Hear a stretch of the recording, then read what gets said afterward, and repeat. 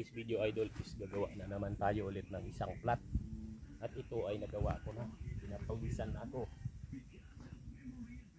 Isang plat na naman ito na tataniman natin.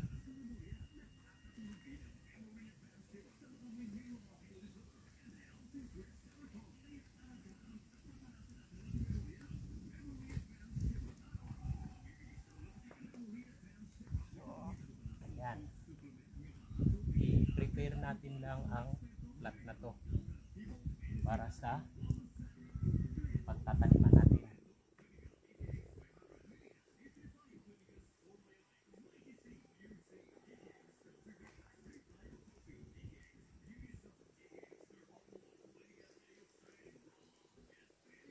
Ganito ang ano dito sa probinsya, ang buhay. Ito ang inaasam-asam ko na buhay nung nasa Maynila rin ako na makabalik ng probinsya.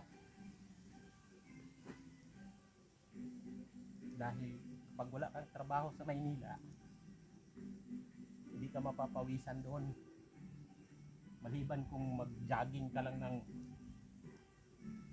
lang dito, naka-exercise na ako.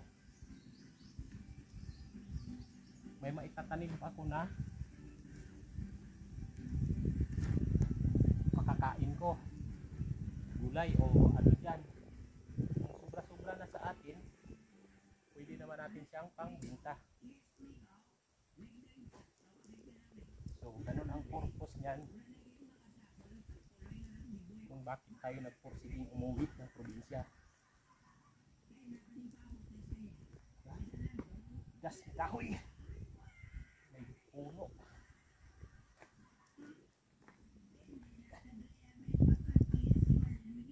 Yan.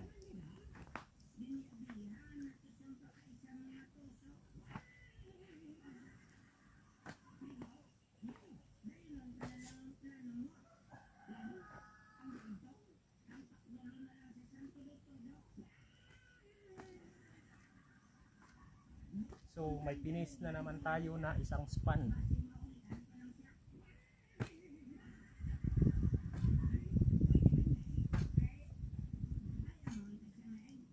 Ang isang span natin is meron na siyang mga tubo ang gulay ko na tinanim. At ito yung bago ko ngayon na ginawa.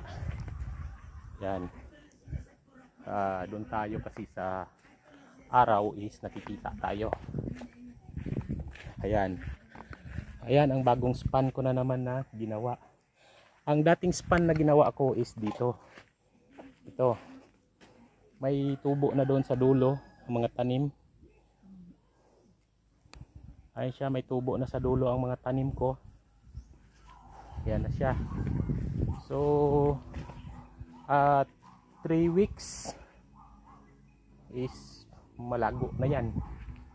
Ayan, may alugbati ako at saka gulay na ano, ang tawag dito sa amin ng gulay na yan is tawag nito kamuti, talbos. Yun, talbos. Yan ay kamuti na hindi naglalaman.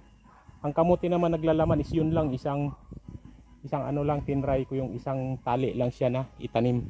Kasi meron akong nakita dati sa YouTube na isang tali lang na tinatanim. Ayan siya mga idol. Okay, thank you for watching mga idol. Please like and share ang ating video kung nagustuhan ninyo para malaman din ng iba na ganun ang proseso natin sa pagtatanim din, kagaya sa ibang bansa is sari-sari ang proseso natin kung paano natin i-handle ang pagtatanim ng mga gulay. So yan, ang isa na to is inahanda ko pa lang to.